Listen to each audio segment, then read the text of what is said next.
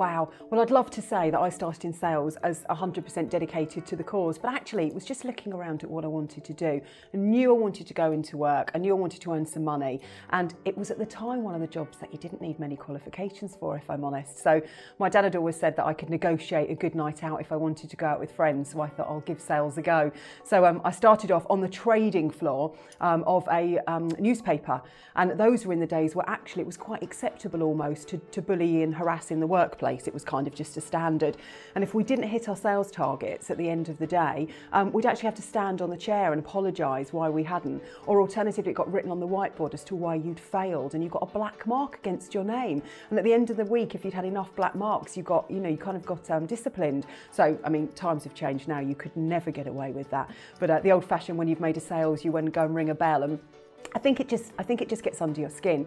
Once you've sold something, I think you just become a salesperson, but it's not for everybody. And sometimes you can see people when they're trying to sell and it's not natural, that actually they cringe a little bit, and you can see, no, don't even try. But now, of course, it's a profession, so it's been great to see that come right the way up.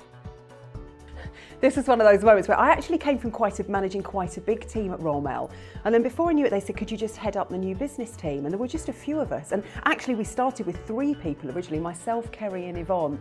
And I led the team of 3. And then over time, we suddenly realised that there was this huge opportunity. We weren't a monopoly anymore, and other parcel companies were popping up. And actually people were really starting to use e-commerce and use letters as a way of marketing, really. And I guess we were just, right place, right time. That the team just grew and grew and grew, and as you say, we ended up nearly 500 strong by the end of it, which was absolutely fantastic. But a new business target, when I look back now, I think starting a year with a new traded revenue target of nearly £300 million would be terrifying. But I think when it grows with you, it just becomes achievable. You kind of feel you can do it. And obviously every year they stretch just a bit more and a bit more. But it was great. It was fantastic fun building it from the ground up, putting all the infrastructure in, all the training. It was just brilliant. And I look back on those days very fondly, but I'm not sure I want to go and do it again now.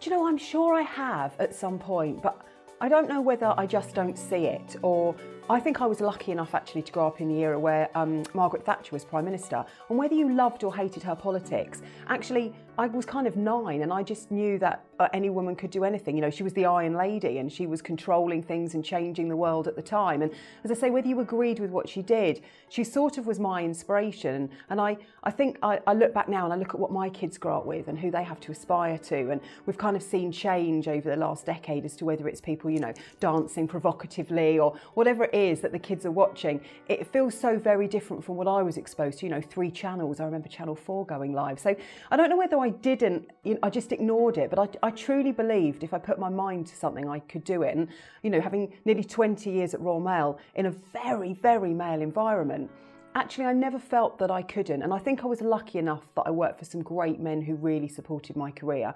And I flippantly joke every now and again that the best thing about working for Royal Mail was never having to queue for the toilet, because all of the men would be snaking around at a conference and the women would just be able to whip through. But, I shouldn't take that lightheartedly, because I think we've made enormous strides forward in gender equality. But where I think it's so important now is we don't keep harping on. So when I talk to my girls who are 8 and 10, I say to them, what do you want to be when you're older?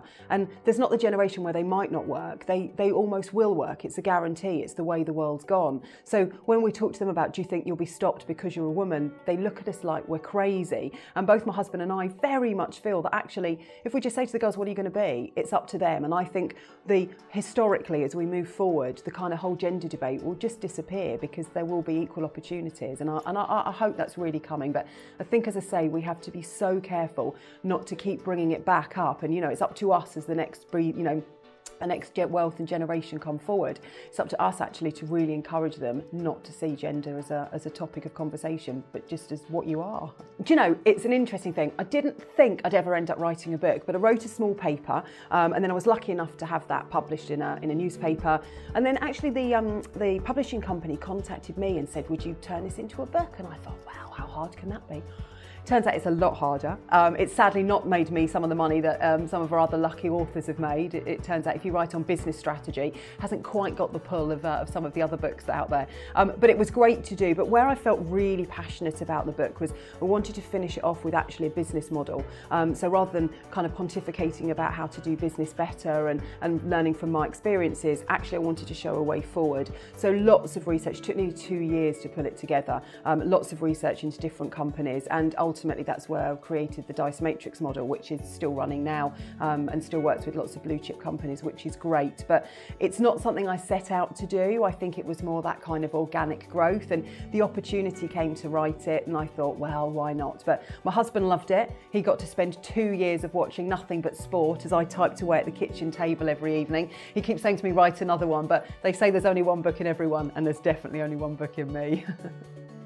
Oh, do you know, I just believe this sector has got so much opportunity. And I think actually interesting now we look at Generation Z as they're coming through and, you know, the slightly younger millennials. People don't want to be tied to a desk 9 till 5. Everybody's got far more fluid movements, far more portfolio careers, doing different jobs. And we've just got such an opportunity now not to have to work in a desk or, you know, work in an office environment. So for me, I think the retail sector's struggling. But interestingly, we're also seeing decline in internet and online purchases because people want an experience now. It's not good enough just to go and watch a movie. Now we want to dress up in the clothes and we want to listen to the music live and we want to experience the food, and we're all about wanting so much more from what we do with our time.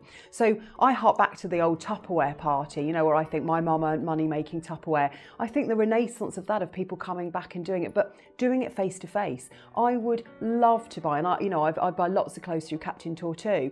Lovely consultant comes round, we have a glass of wine, we try the clothes on, do my shopping, but in a great environment in my own home, excuse to see all the girls. It's just fantastic. And same with makeup parties, and there's just such a wealth of things out there now that it's not, you know, it's not just your Tupperware, bring back the burp as it were, but it's, you know, some really amazing products out there. And I think why I love this industry is the products are of such high quality and they're such great standards that they're not things you can buy in everyday shops. I mean, I know the Body Shop and Neil's Yard have retail stores, but actually why go into a retail store when you can buy it for exactly the same price from your mate at home and kind of make an experience in a gathering?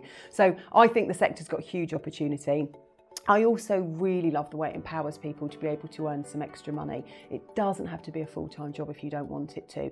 You know, there's 425,000 consultants or distributors out there across a myriad of our member companies, selling everything from sportswear to sports goods to health foods to whatever it is. It's just, you know, it's a total pick. So you can pick what you want. You can do one or two things in the time you want. And essentially the industry equates to about £2.1 billion that we know about, that just helps put on the bottom line. So, you know, if you are working around childcare or you're working around, you know, commitments that you've got, caring or whatever it is, then actually you can pick this up and do it in your own time. And I love that. I love the flexibility of it. And I think there'll be a real renaissance in this sector in 2019.